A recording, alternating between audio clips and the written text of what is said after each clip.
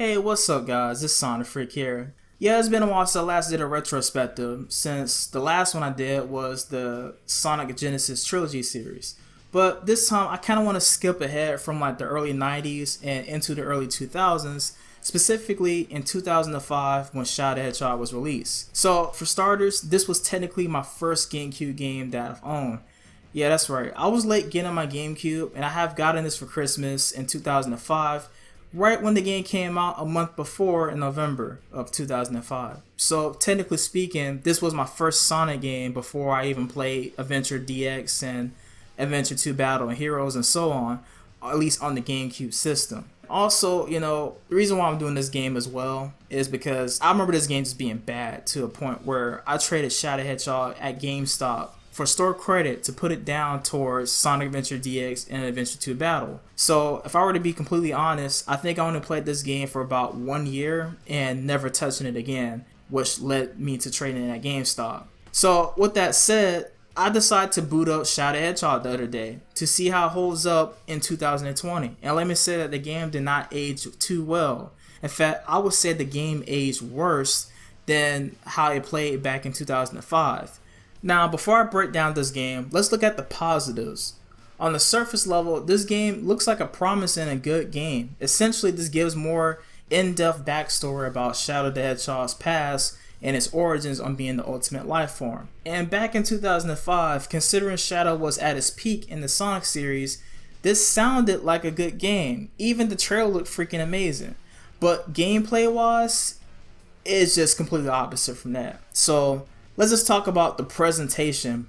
Truthfully, I like the overall aesthetics that Sega experiment with. I think it has a very good gritty, dark, edgy style that you don't normally expect from a Sonic game. And to give credit where credit's due, it works well for a game dedicated to Shadow the Hedgehog with his character. The problem is, the gameplay completely ruins it. And they tried way too hard to be gritty and edgy by adding shooter mechanics with guns. Now, for a character like Jak and Daxter or Ratchet and Clank, this works well with those type of characters because their gameplay was originally designed to have weapons in mind with platforming. It was essentially optimized. With Shadow and Sonic games in general, Sonic games were never designed to be a shooter platformer game in the first place. Sonic has always been about speed and fast-paced action with platforming involved, so they should have kept that within Shadow the Hedgehog. The only way to make the shooting aspect of the game work is if the game was designed similar to E102 and Tails stages from Sonic Adventure series. Shadow would essentially have to have his abilities nerfed and not have the ability to run as fast with Sonic, because one thing that made these shooter mechanics work for E102 and Tails in the Sonic Adventure series is that they weren't too focused on speed, which Shadow has a lot of, which caused a lot of my deaths when I was playing this game, because Shadow just moved way too fast while trying to shoot at the same time. It does not work well. And that's the core issue that Shadow the Hedgehog faced in a nutshell. Too many ideas implemented in a poor execution. Now, I kid you not, the game literally feels unfinished. If you guys happen to see my live stream the other week ago, I constantly kept falling off the stage because of Shadow's slippery mechanics of him running way too fast, like I said earlier. Either that or the camera just simply refusing to work with very little control over it. So in result, I died a lot because the camera would not just turn around where Shadow's facing, where he's shooting at the enemies. But anyway, the guns just feel unsatisfying, if I were to be completely honest, because half of the time the guns do not work and aim at the enemies properly. It just has way too much going on. Honestly, Shadow the Hedgehog should have been streamlined to focus on the speed and platforming aspect. If they wanted to go a little extra, they could add more abilities and focus on Shadow's chaos control powers versus focusing on him using weapons. Then I'm pretty sure the coding and the development of this game would have been a lot more better, which will lead to more solid platforming. Now, one thing I should point out and stress is the game's age. Some games like, Mario Sunshine for instance, aged insanely well. And mind you, Mario Sunshine came out on the GameCube in 2002. Then we have Shadow the Hedgehog here, which aged very poorly, and this game came out 3 years after Mario Sunshine, so there's really no excuse in the control and camera department. But despite all that, I still haven't scratched the surface on this game regarding its story and overall layout. Shadow the Hedgehog tries to be cutting edge and unique by adding a multiple pathway and ending type of storyline for each playthrough. So essentially, each game you play, you have the option to either go your own way, choose the dark side, or the hero side. And depending on which side you choose, you have a certain objective to complete. Complete that objective and you will move to a different pathway in the story. Now, if I were to be completely honest, this was a really cool idea. In fact, I would say Sega was way ahead of their time for thinking such a thing for this game. The problem is that this game is about Shadow's past. So in all honesty, this made the entire game confusing, as some endings lead to certain pathways that are false endings. So there are some flashbacks during the game where Shadow has certain pathways that are either true or false.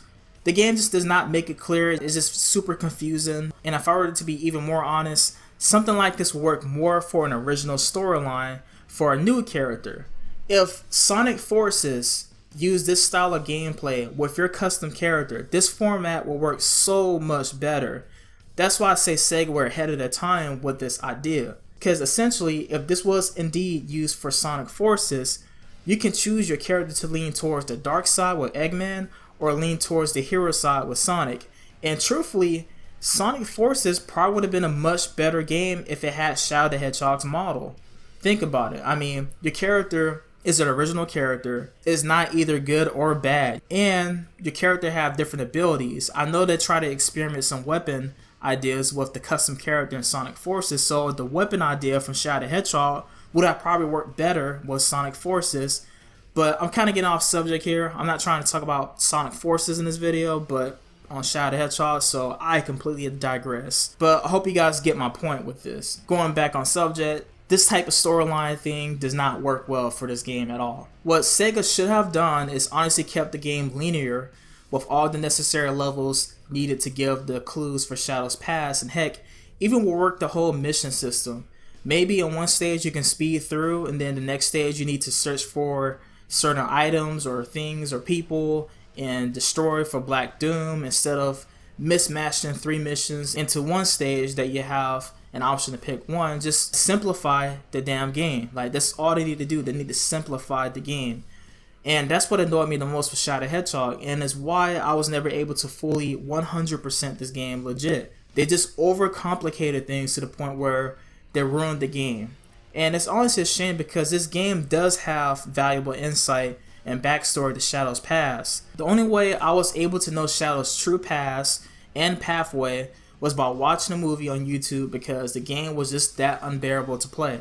But hey, that's my thoughts, and that's my retrospective on this game. I know I kind of bash this game a lot, but there's just so many cons than pros with this game. It's just hard not to overlook them.